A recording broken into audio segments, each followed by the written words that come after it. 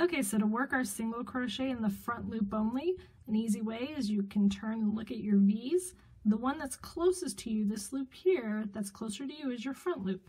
So you want to insert your hook under there. You kind of go at a 45-degree angle to easily catch the loop without catching the back loop.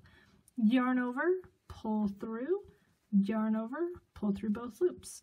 Again, just kind of go at a 45 and you can see that I missed that back loop completely. Yarn over and pull through. So at a normal speed, once you get that catch down, this is what it's going to look like. But again, you're going for the loop closest to you.